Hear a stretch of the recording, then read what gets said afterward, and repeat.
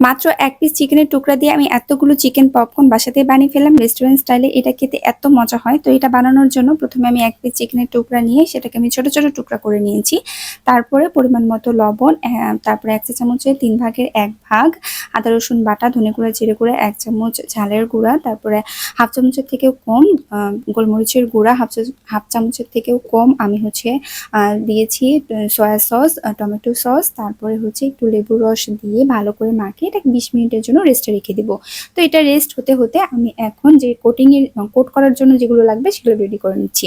এখানে আমি হাফ কাপের থেকেও একটু বেশি ময়দা নিয়ে নিয়েছি, ২ চামচ কর্নফ্লাওয়ার, তারপর ১ চামচের মতো গোলমরিচের গুঁড়া, ১ চামচ ঝালের গুঁড়া, স্বাদ মতো লবণ দিয়ে ভালো করে মিক্সড করে নিয়ে এরকম অল্প অল্প পানি করে দিয়ে ময়দার একটা ক্রাম্বস রেডি করে নিতে হবে। অল্প অল্প করে দিয়ে এভাবে ক্রাম্বস করতে হবে, বেশি করে কিন্তু দেওয়া যাবে না। তারপরে ক্রাম্বসগুলো রেডি হয়ে গেলে সবগুলো ছাঁকনিতে নিয়ে ময়দার আটা আর ক্রাম্বসগুলোকে আলাদা করে নিতে হবে। ময়দার আটাগুলো আমি এখন পানি দিয়ে এরকম একটা ব্যাটার রেডি করে নিব।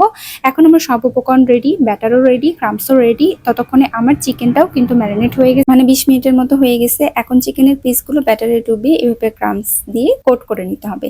এখন কয়েকটা আমি এভাবে কোট করে নিয়ে চুলায় জাল ধরিয়ে দিয়ে তেল দিয়ে এগুলোকে ভেজে নেব। মিডিয়াম আঁচে ৭-৮ মিনিট এগুলোকে মচমচা করে ভেজে নিলেই হবে। তাহলে আমার চিকেন পপকর্ন একদম রেডি। মেহমান আসলে মেহমানকে বসিয়ে রেখে এরকম একটা আইটেম রেডি করে ফেলতে পারবেন। এতটাই মজা হয় আর বাজেট ফ্রেন্ডলি হয়। রেস্টুরেন্টে এগুলো চড়া দামে খেতে হয়, কিন্তু এগুলো বাসাতেই খুব সহজে খুব মজা করে বানানো যায়।